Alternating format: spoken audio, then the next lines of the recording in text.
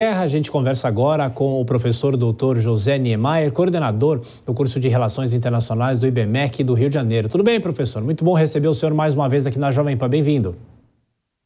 Tiago, sempre um prazer falar com você. Um abraço a Dora, a Kobayashi e o assinante da Jovem Pan. Muito obrigado.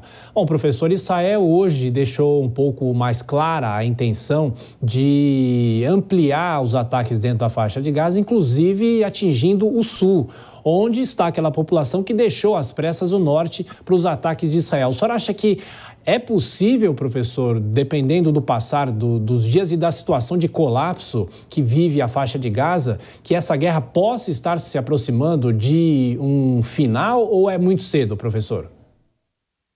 Ainda é cedo para falar de final deste conflito, que é um conflito muito singular, Tiago. Mas eu tenho algo a dizer mais conceitual, no campo do conceito da guerra, mas que eu acho que o assinante da Jovem Pan vai poder discutir com a gente e entender, que é o seguinte: em toda guerra, em todo conflito humano, o lado estratégico faz parte do campo da estratégia, você permitir que o seu inimigo também possa, ou a população ligada ao seu inimigo, possa se deslocar, possa se proteger. Isso é da lei da guerra, da dinâmica da guerra. Por mais que seja um conflito muito determinado, que envolva um grupo político que se utiliza de ações terrorísticas contra o Estado soberano e independente que é Israel, mas Israel está dando a resposta num território específico da autoridade palestina, que é a faixa de Gaza. Então, é sempre estratégico que, para Israel, haja possibilidade de palestinos se retirarem da zona de conflito e não ficarem como escudos humanos, né? Então, é importante para Israel isso, porque Israel também, como Estado soberano e independente, deve também explicações para a comunidade internacional, assim como deve também a autoridade palestina. Agora, o Hamas não deve explicação, porque é um grupo que atua a partir da violência, só pela violência, e não vai dar explicações para a comunidade internacional. Agora, Israel tem explicações para dar. Então, é importante, do ponto de vista estratégico, que Israel deixe áreas de Gaza, regiões de Gaza, sem essas se transformarem em teatros de operação. Sim. Porque, senão, a população, Tiago, Dora e Kobayashi, vai ficar muito exprimida, sem poder sair de Gaza, porque o Egito continua controlando a fronteira com Gaza. Então, é importante para Israel, para os objetivos militares e estratégicos de Israel, que parte de Gaza não seja considerada teatro de operação. Ô professor, e de novo Israel insiste na tese de que cessar fogo apenas com a libertação dos reféns. Hoje, mais uma vez, tivemos um encontro entre Estados Unidos e o Catar que desde o começo vem ajudando nessas negociações com o próprio Hamas.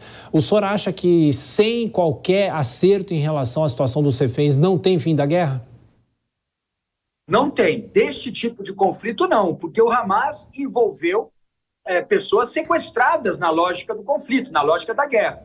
Terá que devolver todos os sequestrados, as pessoas que estão sob guardas, sob sequestro do Hamas, para assim se pensar numa finalização do conflito.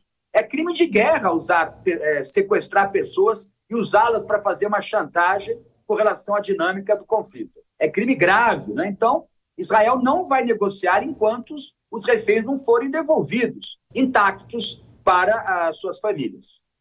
Ô professor, e mais uma questão que é interessante: no começo do conflito a gente discutia e havia uma possibilidade de novos atores entrarem no fronte mesmo da guerra, mas hoje o Irã afirmou aos Estados Unidos que não quer qualquer tipo de escalada da guerra. Surpreende essa declaração, professor, ou nós estamos vivendo também uma guerra de retóricas? É uma sinalização que não necessariamente pode se confirmar. Tem muita narrativa, mas a narrativa principal, e que acaba sendo uma verdade, na minha opinião, é que o Irã não quer entrar porque o Irã percebeu que os Estados Unidos já deslocou meios militares importantes, 2 porta-aviões e parte da Força Aérea, né? Os porta-aviões, é importante que o assinante da Globo News entenda, são aviões que são aeroportos que se movem. Um porta-avião é um aeroporto móvel, né? Já deslocou 2 muito grandes, com capacidade de utilização da Força Aérea daqueles navios com muita força, com bombas convencionais, é evidente, para tentar neutralizar qualquer ataque do Irã, porque o ataque do Irã, Thiago, seria pelo vetor aéreo no início. que o Irã não faz divisa com Israel, não faz fronteira com Israel. A Síria faz, o Irã não. O Irã está atrás do Iraque, olhando o mapa de frente, né? Então ele teria que usar do vetor aéreo para atacar algum alvo israelense, o Irã. Não vai fazer porque seria neutralizado naquele momento pela Força Aérea israelense e com grande apoio da Força Aérea norte-americana a partir dos 2 porta-aviões que estão localizados na região. Então, é retórica no sentido de que nós sempre pensamos aqui juntos, né, que poderia haver uma tentativa de um outro país, um outro Estado soberano independente como o Irã, entrar na guerra além do Hamas. Mas acho muito pouco provável e aí pode ficar sempre uma possibilidade, mas no campo do real acho bem pouco provável.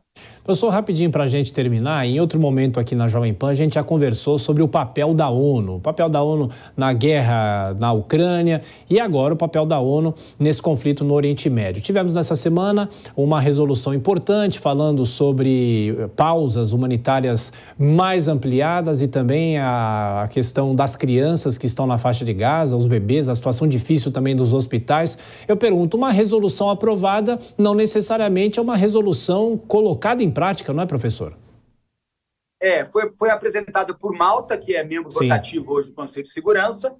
Estados Unidos e Rússia, se não estou enganado, se absteram, não votaram, se abstiveram, não votaram, e outros países aprovaram. Ela foi aprovada, mas não vai ser colocada em prática. Todavia, Tiago, acho que seria uma oportunidade, acho sim, de Israel continuar com a sua operação militar, que nós compreendemos depois dos atentados terroristas, continuar, mas mostrando um nível de cooperação com a comunidade internacional e principalmente com os palestinos, em aceitar esta resolução e mudar um pouco a sua lógica de contra-ataque. Acho que seria uma oportunidade que Israel teria de tentar mostrar boa vontade, né? Isso seria importante para Israel, para os palestinos, para a comunidade internacional e para o sistema internacional, e acho que Israel pode ter perdido uma oportunidade e não discutir mais essa resolução.